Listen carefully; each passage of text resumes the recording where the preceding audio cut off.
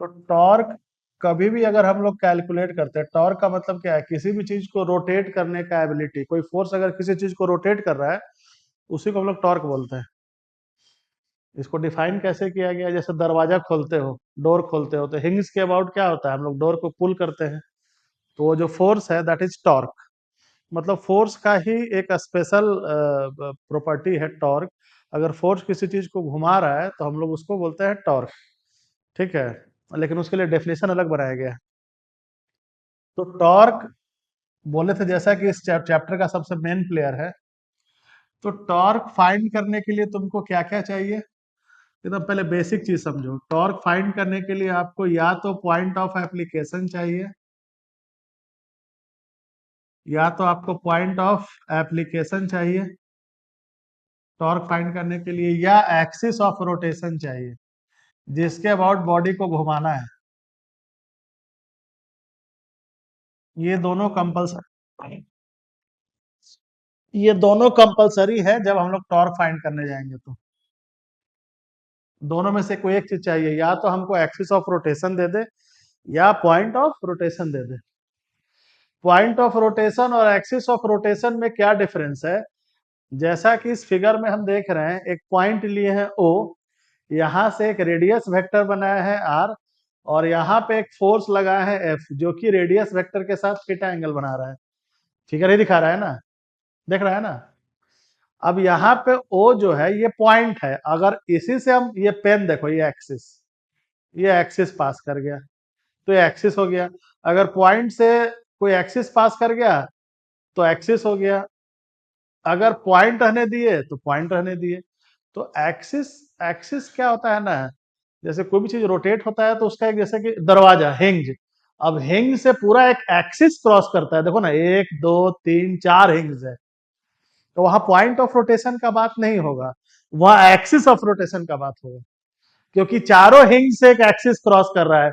अब हम जैसे डोर को ओपन करेंगे, देखो, है ना, तो यहाँ पे वो एक्सिस है पूरा, वो उसको पॉइंट ऑफ रोटेशन में हम अकाउंट नहीं कर सकते। तो पॉइंट ऑफ रोटेशन के लिए तब है जब कोई पॉइंट पार्टिकल पे फोर्स लगाना हो।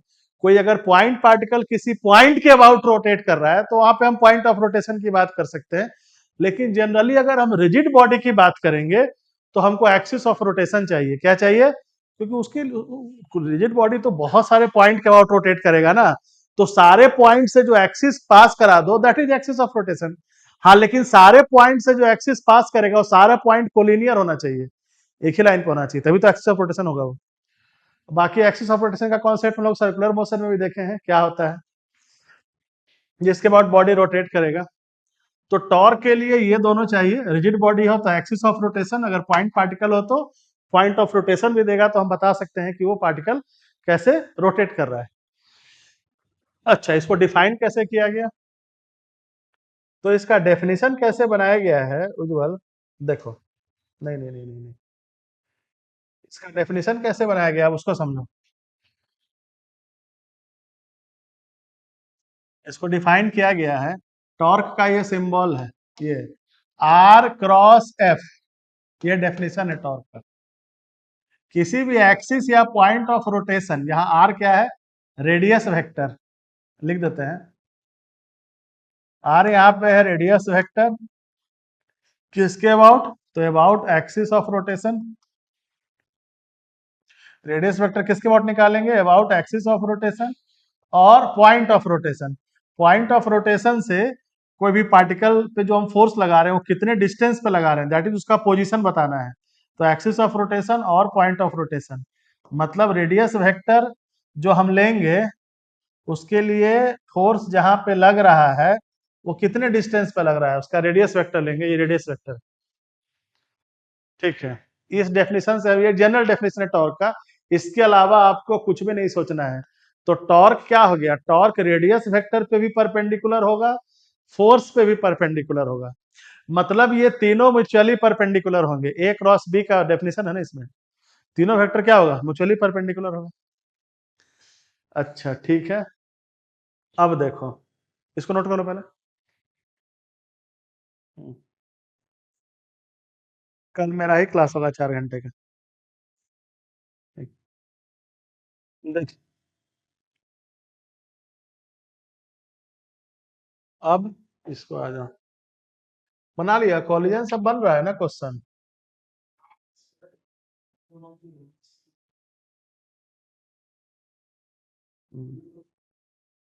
ठीक, और क्वेश्चन बन रहा है ना, सो बोल रहा हूँ। ठीक, तो ये तो हो गया डेफिनेशन। अब मान लो हमको कोई ये पॉइंट है, इस पे कोई फोर्स लगा रहे हैं, ठीक है, ये पॉइंट है जिस पे हम लोग कोई फोर्स लगा रहे हैं। तो इस पॉइंट के अबाउट, इस पॉइंट पे जो फोर्स लगा रहे हैं, अब ये जो फोर्स है ये इस पॉइंट के अबाउट हम कैसे समझेंगे कि ये पॉइंट रोटेट कर रहा है, या वो फोर्स जो है ओ के अबाउट टॉर्क कितना होगा, तुम सोचेगा ओ के अबाउट उस फोर्स का टॉर्क कितना है। तो डेफिनेशन बता रहा है कि टॉर्क है आर क्रॉस एफ, मतलब या तो आर इसके परपेंडिकुलर होना चाहिए तभी तो क्रॉस मिलेगा, पैरेलल का तो क्रॉस क्या हो जाएगा, जीरो। या तो रेडियस वेक्टर फोर्स पे परपेंडिकुलर होना चाहिए, या फोर्स रेडियस वेक्टर पे परपेंडिकुलर होना चाहिए, तभी क्रॉस मिलेगा। तो हमने क्या किया, इसका कंपोनेंट ब्रेक कर दिया। एक रेडियस वेक्टर पे परपेंडिकुलर, एक तो ये ऑप्शन है F perpendicular, that is F sine theta, और ये हो गया F parallel, F cos theta. दूसरा, इस फोर्स को थोड़ा पीछे लाए, इस जो इस पॉइंट पे लग रहा है उस पॉइंट को थोड़ा पीछे लाए, और पॉइंट ऑफ रोटेशन से इस पे परपेंडिकुलर ड्रॉ किए। तो ये फोर्स का पॉइंट ऑफ एप्लीकेशन था। ये वेक्टर, वेक्टर को तो हम कहीं भी शिफ्ट कर सकते हैं, पीछे भी ला सकते हैं, ले आए। और हमको इस फोर्स पे क्या चाहिए, इसका परपेंडिकुलर कंपोनेंट, तो परपेंडिकुलर देख लिए, दैट इज आर परपेंडिकुलर, ये थीटा, तो ये कितना हो गया, आर साइन थीटा। इसको बोलते हैं moment arm of F. Torque लगाने के लिए हाथ चाहिए ना, टॉर्क लगाने के लिए अब तुमको हाथ को रोटेट कराना है इसके अबाउट, तो यहाँ फोर्स लगाएंगे तो हाथ रोटेट करेगा नहीं, यहाँ लगाएंगे तो रोटेट करेगा। मोमेंट आर्म मतलब एक डिस्टेंस चाहिए उसको, उसको बोलते हैं मोमेंट आर्म ऑफ एफ। एक आर्म चाहिए, हाथ चाहिए, जिसके बाद बॉडी को रोटेट कराना है। तो ये जो परपेंडिकुलर डिस्टेंस है किस पे, फोर्स पे, इसको बोलते हैं मोमेंट आर्म ऑफ एफ। इसको, ये लाइन ऑफ एक्शन को, एक्चुअली इसको नहीं बोलते हैं, इसको बोलते हैं, गलत बोल दिए, रुक जाओ 2 मिनट रुक जाओ। ये जो आर परपेंडिकुलर है ना, इसको बोलते हैं मोमेंट आर्म ऑफ एफ। रुक जाओ, हटा इसको। इसको बोलते हैं, मोमेंट आर्म ऑफ एफ।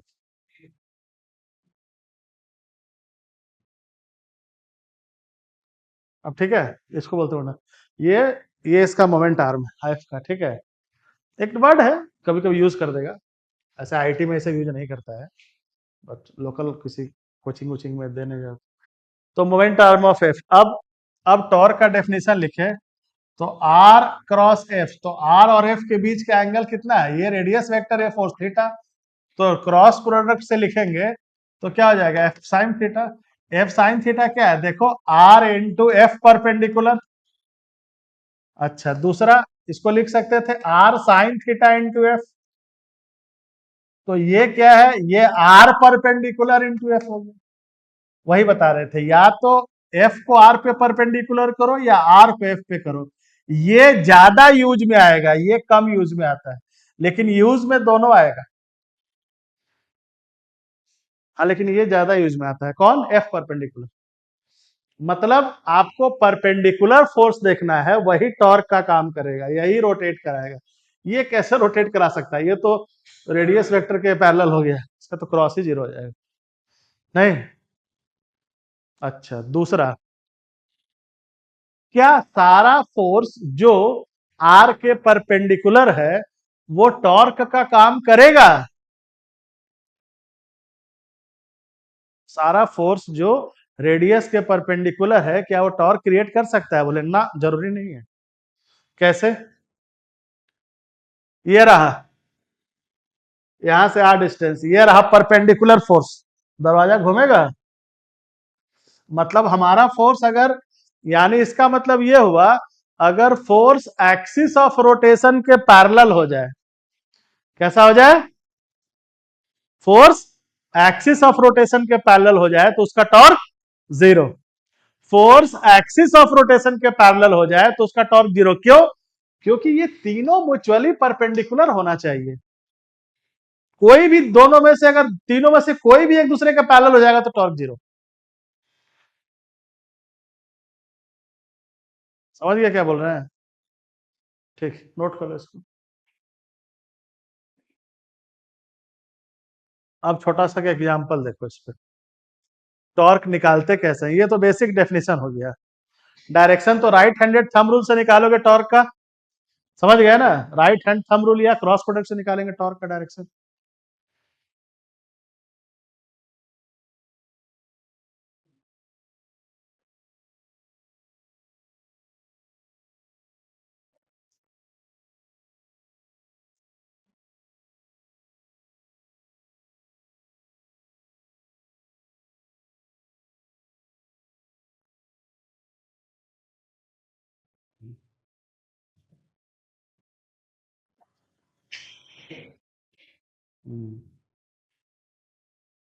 हो गया? चलो अब देखो,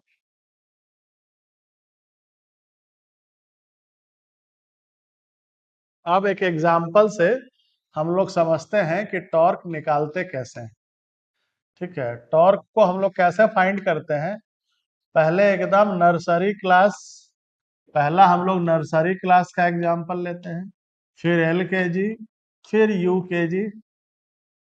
ठीक है, उसके बाद सीधा क्लास 5, फिर क्लास 10, फिर आईआईटी में पहुंच जाएंगे।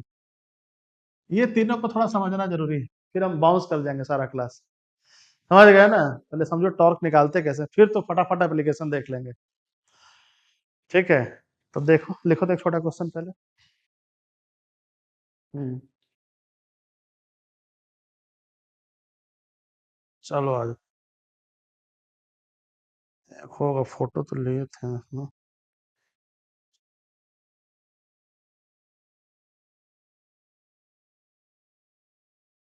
हम्म,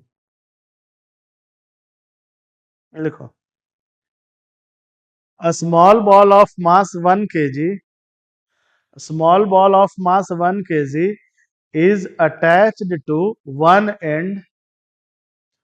A small ball of mass 1 kg is attached to one end of a 1 meter long massless string. A small ball of mass 1 kg is attached to one end of a 1 meter long massless string, and the other end of the string is hung from a point. Figure दिया है।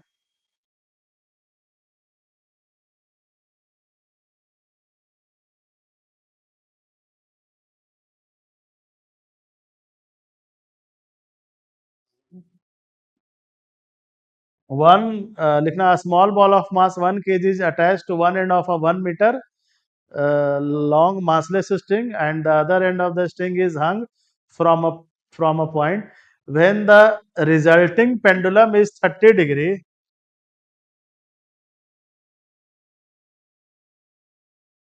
when the resulting pendulum is 30 degree from the vertical,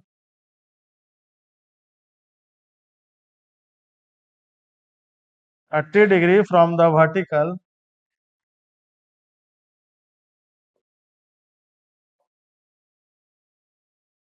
resulting pendulum is 30 degree from the vertical, यही है मास है, यही है length का string है, यही पॉइंट है जहां से वो हैंग कर रहा है।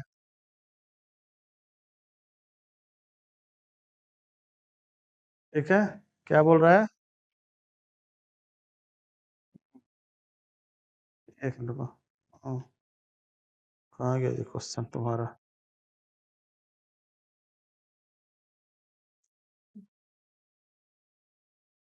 हम्म, क्या लिखवा रहे थे? हाँ, when resulting pendulum, what is the magnitude of the torque about the point of suspension? What is the magnitude of torque about the point of suspension?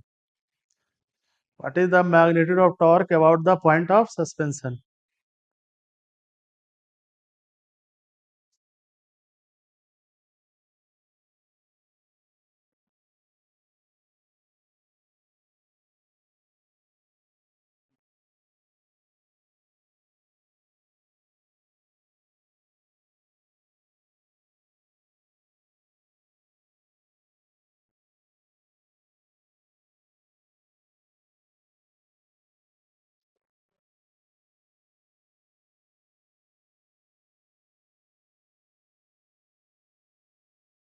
निकल गया।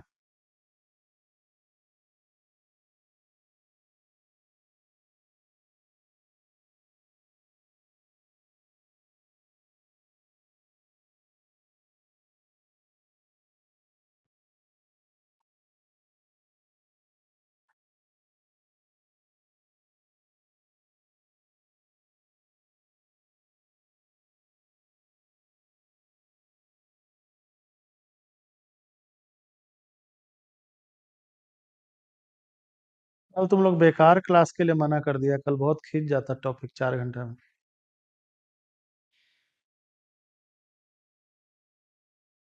खाली था रोड, ऐसा तो भीड़ तो हमको कल नहीं दिखा शाम में। बस थोड़ा बहुत ये लालपुर थोड़ा सा दूसरे कहीं भीड़ नहीं था। हाँ तो हाँ शाम में आए थे, पूरा खाली था। तुम लोग किधर से आए थे? हमको तो कहीं भीड़ नहीं दिखा, हम तो पूरा सेल सिटी से यहाँ तक है। ये जगह थोड़ा सा हरमू में दिखा है। हाँ वही हरमू थोड़ा सा दिखता है 5 मिनट, उतना जाम तो रांची में एनी टाइम रहता है। हम्म, हो गया सबका। हम्म। हम्म।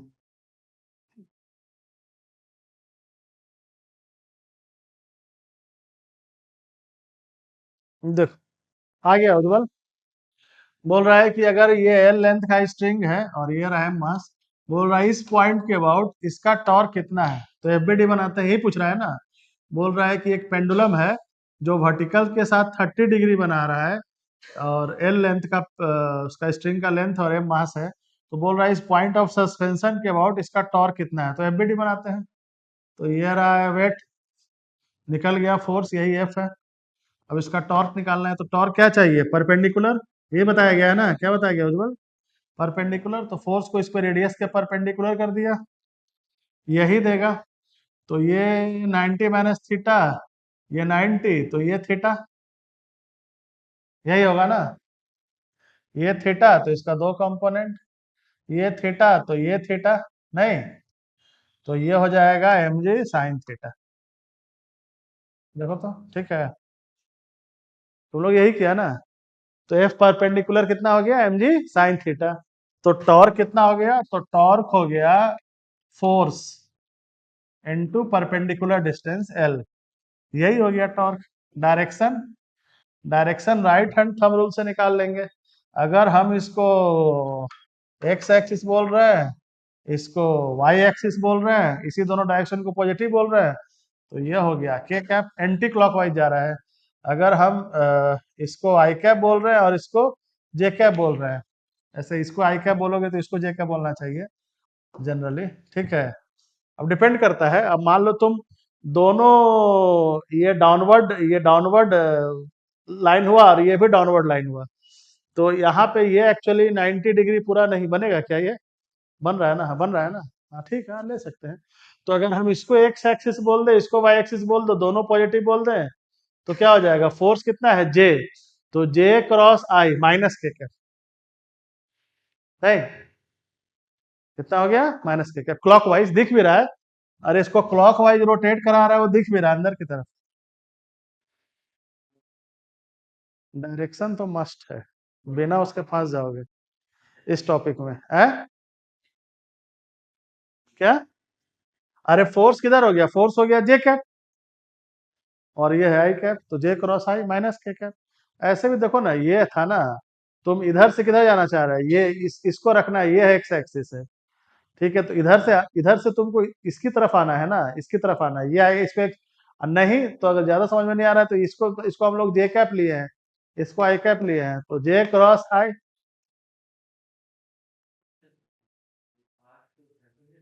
क्या बोल रहा है, हाँ हाँ, आर क्रॉस से लिखोगे तो कितना हो जाएगा, आई क्रॉस, ये डायरेक्शन कौन सा है,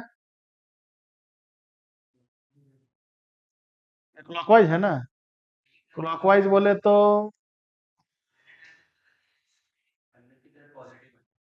क्या, रुको रुको रुको रुको, रुको रुको, यहाँ तो ठीक था ना हम लोग का, डायरेक्शन देखना था ना। डायरेक्शन में कुछ नहीं करो, डायरेक्शन तुमको बहुत समझ में नहीं आया, तो इसको नीचे हैंग हंग करा दिए। तो ये रहा, तो ये रहा और ये रहा। तो नीचे की तरफ अगर हम कितना था, ये हमारा माइनस जे कैप था और ये माइनस आई कैप था, यही हो गया ना। तो माइनस के कैप तो हो ही जाएगा। तुम उसी पोजीशन, अरे वही चीज नीचे होके आएगा ना। तुमको जब तुमको देखने में दिक्कत हो डायरेक्शन ना, इसी को ले आओ वर्टिकल पोजीशन में, ये बॉब तो नीचे आएगा ना। आएगा कि नहीं आएगा? नहीं तो इसी पोजीशन पे देख लेना है। तो ये पोजीशन हमारा कितना है, ये नीचे की तरफ है। ये पोजीशन कितना था, माइनस जेब के ऑरिजिन से नीचे जा रहा था एक्चुअली। हम लोग को इसको, ये क्या लिए थे, अगर इसको हम वर्टिकल पोजीशन में लेते हैं तो माइनस जे क्रॉस माइनस आई तो ठीक आ रहा है। देखो तो माइनस के कैप आना भी चाहिए था, माइनस के कैप, क्योंकि ये अंदर की ये रोटेट क्लॉकवाइज जा रहा है, तो क्लॉकवाइज कैसा जाएगा, माइनस के कैप। तो आना चाहिए था, माइनस के कैप ही आना चाहिए था। क्या क्या बोल रहा हूँ? हाँ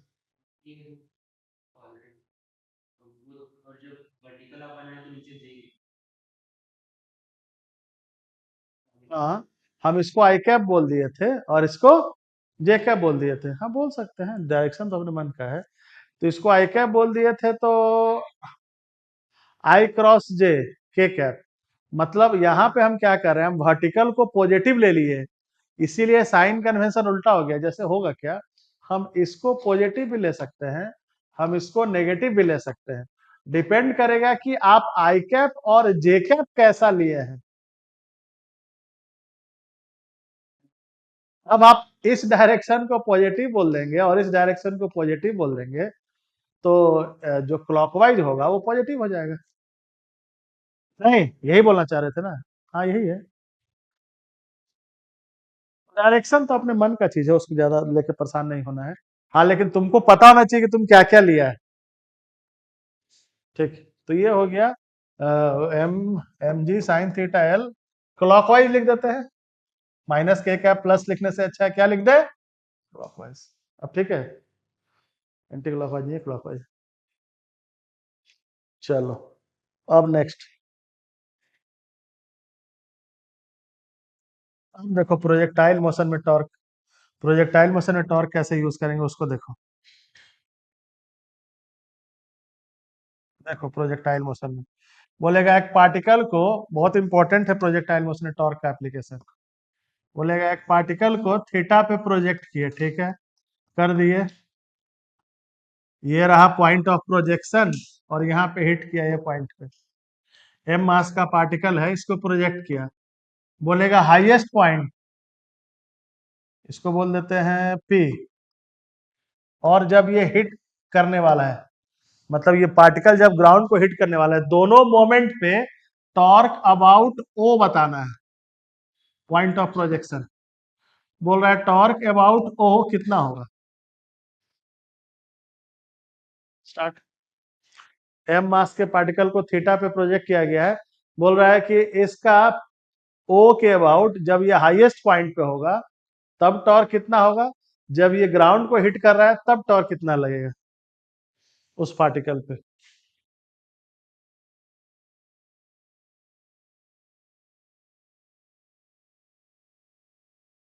डायरेक्शन के साथ।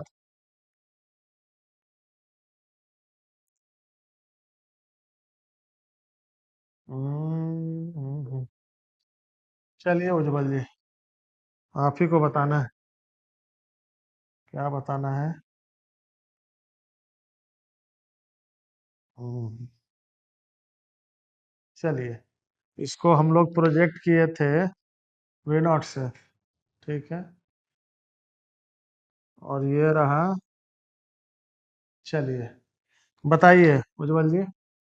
वे नॉट से प्रोजेक्ट किए, बोल रहा है कि ओ के अबाउट इस पॉइंट पे टॉर्क और इस पॉइंट पे टॉर्क कितना लग रहा है, टॉर्क इंक्रीजिंग है या डिक्रीजिंग, यही पूछ रहा है ना। बोल रहा है पूरे प्रोजेक्टाइल मोशन में ग्रेविटी का टॉर्क कांस्टेंट रहता है, बढ़ता है या घटता है, यही पूछ रहा है ना, किसके अबाउट, पॉइंट ऑफ प्रोजेक्शन के अबाउट। चलिए बताइए क्या क्या हो रहा है।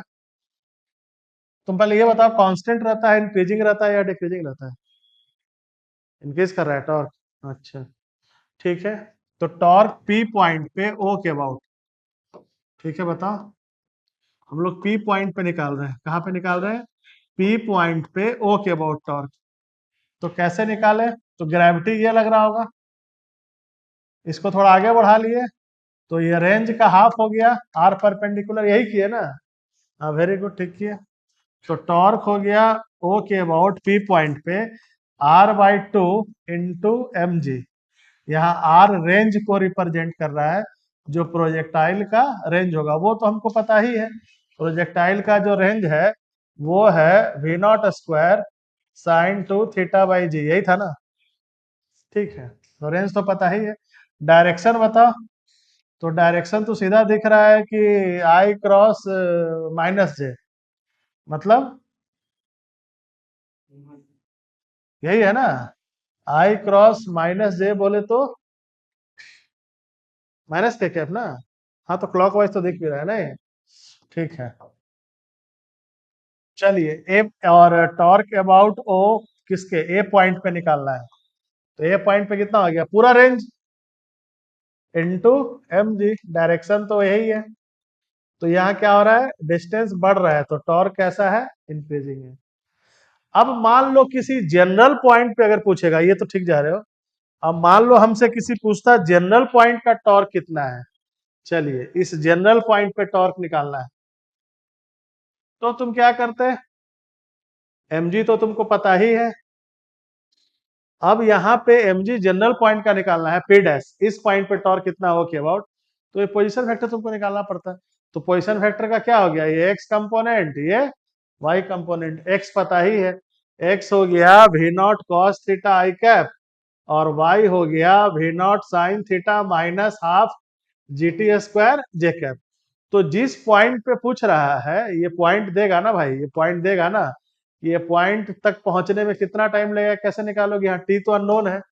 अब यहाँ या तो टी के टर्म में टॉर्क पूछे, या उसको बताना पड़ेगा कुछ तो, यानी इसका वाई कोऑर्डिनेट निकालने के लिए, एक्स के लिए तो चलिए ठीक है, नहीं फिर भी टी चाहिए, इसमें भी टी चाहिए। तो यहाँ से हम रेडियस वेक्टर निकाल के एमजी के साथ इसका क्रॉस ले लेंगे। लेकिन इस पी पॉइंट तक पहुंचने में कितना टाइम लगा, ये तो हमको चाहिए। यानी पी पॉइंट पे अगर टॉर्क निकालना है किसी जनरल पॉइंट पे, तो बोलेगा कि एट एनी टाइम टी, ऐसा वर्ड यूज करेगा कि किसी भी टी टाइम पे टॉर्क कितना लग रहा है। सुन रहे हो क्या बोल रहे हैं ना? ठीक है, ठीक है, क्रॉस निकाल लेंगे, वो कोई बड़ा चीज नहीं। चलिए ठीक है, तब टॉर्क बाकी तो ये पूरा अभी 15-20 दिन टॉर्क ही टॉर्क चलेगा, हर जगह टॉर्क ही निकालना है। एक बेसिक समझा दिए टॉर्क कैसे निकलता है। अब देख, अब आ जाओ इक्विलिब्रियम। अब फाइनली इक्विलिब्रियम पे आ गए, जो लोग न्यूटन सेकंड लॉ में देखे थे। अब आया एक्चुअल इक्विलिब्रियम, उस समय तो ट्रांसलेशनल इक्विलिब्रियम देख रहे थे, अब आया इक्विलिब्रियम का एक्चुअल केस। अब इक्विलिब्रियम में पार्टिकल को होने के लिए, कोई भी बोलेगा अगर पार्टिकल इक्विलिब्रियम में है, तो हम लोग क्या देखे थे, पहले भी देख चुके हैं, रिपीट कर रहे हैं। या तो नेट फोर्स जीरो हो, या तो नहीं नेट फोर्स जीरो ही हो, और उसके साथ साथ नेट टॉर्क भी जीरो हो। दोनों में से अगर कोई भी एक नॉन जीरो है तो इक्विलिब्रियम में नहीं है। ये जीरो है तो हम बता चुके हैं क्या है उज्जवल, रोटेशनल इक्विलिब्रियम। मतलब पार्टिकल घूमेगा नहीं, मतलब घूमेगा नहीं, मतलब घूमेगा तो कांस्टेंट ओमेगा से घूमेगा, अल्फा जीरो होगा। और ट्रांसलेशनल इक्विलिब्रियम में क्या होता है? ए जीरो होता है, दोनों एक साथ जीरो है तो वो इक्विलिब्रियम में है। ये इक्विलिब्रियम का बेसिक डेफिनेशन है। मतलब कभी भी अगर तुमको कोई चीज इक्विलिब्रियम में दिख रहा है या इक्विलिब्रियम में है, तो तुमको दोनों एक साथ जीरो करना पड़ेगा। कभी कभी क्या होता है कि बिना फोर्स को जीरो किए हुए टॉर्क को जीरो करके भी इक्विलिब्रियम निकल जाता है, या कभी कभी टॉर्क को बिना जीरो किए हुए फोर्स को जीरो करके भी इक्विलिब्रियम निकल जाता है। इसलिए इसलिए ऐसा होता है कि पहले से टॉर्क जीरो है और शायद इक्वेशन में जरूरत नहीं पड़ा, वो अलग चीज है। लेकिन इसका मतलब ये नहीं कि टॉर्क अगर इक्विलिब्रियम में है तो वहां टॉर्क जीरो होगा, इक्विलिब्रियम में है तो वहां फोर्स जीरो होगा, इक्विलिब्रियम में है तो वहां दोनों जीरो होगा। ये कंपलसरी है, बिना उसके इक्विलिब्रियम में नहीं होगा। क्या क्या बोले? इक्विलिब्रियम में होगा तो दोनों एक साथ जीरो होगा। अब इस पे केस देखते हैं छोटा सा। जैसे एक लैडर लेते हैं, देखो बहुत कॉमन केस है, बहुत मतलब कॉमन क्वेश्चन है, हर जगह तुमको मिल जाएगा या कराया भी जाता है, बट बहुत अच्छा फंडामेंटल क्वेश्चन है। इससे तुमको ना इक्विलिब्रियम का कॉन्सेप्ट क्लियर हो जाएगा। अब बोलेगा कि मान लो कोई लैडर है, ठीक है, बना रहे हैं, चलिए ये कोई लैडर है एम मास का, एल लेंथ का, ठीक है, ये वाला सरफेस स्मूथ है, ये वाला सरफेस रफ है, कॉफिशिएंट नहीं दिया है, ठीक है, और इसको थीटा ले लो, थीटा यहाँ गिवन है, एम एल थीटा गिवन है, वो स्मूथ है, ये रफ है। बोलेगा ये रॉड इक्विलिब्रियम में है, ध्यान से सुनना, बोलेगा ये रॉड इक्विलिब्रियम में है, मतलब इक्विलिब्रियम का मतलब ये दोनों इक्विलिब्रियम में है, ये तुमको समझना है। बोलेगा ये रॉड इक्विलिब्रियम में है, तो बोलेगा यहाँ का फ्रिक्शन फोर्स ए पॉइंट पे और बी पॉइंट का नॉर्मल कितना है, बोलेगा फ्रिक्शन फोर्स ए पे कितना लग रहा है और बी यहाँ का नॉर्मल कितना है, अगर ये रॉड इक्विलिब्रियम में, सुन रहे हो। अब क्या करेंगे, इक्विलिब्रियम में है तो हम एक क्वेश्चन बता देते फिर देंगे।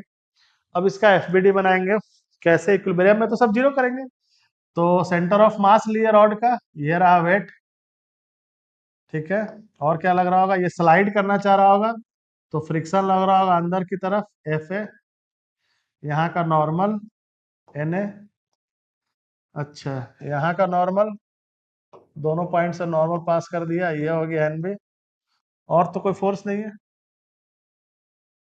यही चार फोर्स है। अब ये चारों फोर्स, नेट फोर्स क्या होना चाहिए, जीरो होना चाहिए, तो जीरो होने के लिए एफ ए एन बी को बैलेंस कर रहा होगा, पहला equation, N A M G को बैलेंस कर रहा होगा, दूसरा इक्वेशन, नेट फोर्स तो जीरो करना है ना इक्विलिब्रियम में, तो अननोन क्या क्या है, अननोन तो बहुत सारे हैं, कैसे, हमको एफ ए नहीं पता है, एन ए नहीं पता है, एन बी नहीं पता है, एक इक्वेशन और चाहिए, तीन अननोन है ना, तो अब टॉर्क लिखेंगे, नेट टॉर्क भी जीरो करना है। अब जब नेट टॉर्क जीरो करना है तो इस प्रॉब्लम में टॉर्क किसी भी पॉइंट के अबाउट जीरो है, हम जब लाउड बोले समझना बड़ा कंसेप्चुअल है, बोले टॉर्क इस प्रॉब्लम में इस पॉइंट के अबाउट भी जीरो है, इस पॉइंट के अबाउट भी जीरो है, इस पॉइंट के अबाउट भी जीरो है, इस पॉइंट के अबाउट भी जीरो है, इस पॉइंट के अबाउट भी जीरो है, इस पॉइंट के अबाउट, इस पॉइंट के सब पॉइंट के अबाउट जीरो है।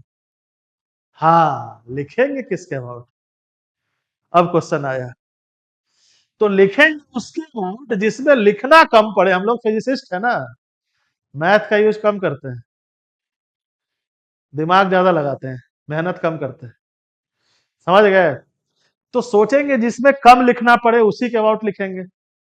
अब उसके अबाउट टॉर्क लिखने जाओ कितना टेंशन है, तो पहले तो पोजीशन वेक्टर तो कितना चीज फाइंड करना पड़ेगा, नहीं समझे, तो हम लोग को ए पॉइंट के अबाउट टॉर्क लिखना चाहिए, लिख तो किसी का उठ सकते हैं, बाबर बोल रहे हैं, आंसर सेम ही आएगा। अब तुमको डिसाइड करना रहेगा प्रॉब्लम में, लेकिन लिखना हमेशा उस पॉइंट के अबाउट जिसमें कम लिखना पड़े, तो ए पॉइंट के अबाउट लिखेंगे, तो इन दोनों का टॉर्क जीरो, क्यों, पॉइंट से फोर्स पास कर जा रहा है, तो तुमको दो ही टॉर्क लिखना पड़ेगा, इसका और इसका। अगर इस पॉइंट के अबाउट लिखोगे तो तीन टॉर्क लिखना पड़ेगा, ये इसके अबाउट लिखोगे तो तीन टॉर्क लिखना पड़ेगा, ये, तो सबसे कम टॉर्क आपको ए पॉइंट के अबाउट लिखना पड़ेगा, तो वही लिखते हैं, सुन रहे हो क्या बोल रहे हैं, तो ओ ए पॉइंट के बाद टॉर्क लिखे तो ग्रेविटी, चलिए ग्रेविटी, तो ये 90 है ना, ये तो एम जी कॉस थीटा है, ये कितना एल वाई टू, तो ये और इसका ये रहा एन बी, एन बी ये थीटा, तो ये थीटा, तो ये थीटा, नहीं ये 90, हाँ ठीक है, और ये तो तुम्हारा एनवी है, तो एनवी का ये कंपोनेंट ये हो जाएगा कॉस, ये हो जाएगा साइन, तो NB sine theta into L equal to M G cos theta L by two. अब नेट टॉर्क जीरो है तो मैग्नीट्यूड वाइज इक्वल होना चाहिए और डायरेक्शन वाइज अपोजिट होना चाहिए, टॉर्क जीरो कैसे होगा, magnitude equal direction opposite, direction opposite है इसलिए इक्वल कर दिए, एक प्लस होगा एक माइनस होगा, हो गया खेल खत्म। यहाँ से तुमको एन बी मिल गया, एन बी पुट कर दिए तो एफ ए मिल गया, एन बी मिल गया ना, यहाँ से देखो ना एफ ए मिल गया। अब समझे? तो इस तरह से क्वेश्चन पूछेगा इक्विलिब्रियम का, बहुत अच्छा अच्छा क्वेश्चन पूछेगा आईटी में, तो दो दो बार एडवांस में अच्छा क्वेश्चन। देखो इसको, डाउट है तो पूछ सकते हो। उज्जवल, कौन सा बोलो ना, कौन सा लास्ट वाला? ये टॉर्क देखो ना, यहां से ये रहा आर, ये रहा एफ परपेंडिकुलर, तो ये एन साइन थीटा है ना, यही लिखे हैं। डिस्टेंस कितना है एल, और ये ग्रेविटी, ये डिस्टेंस कितना है एल बाई टू, और ये perpendicular force M G cos theta.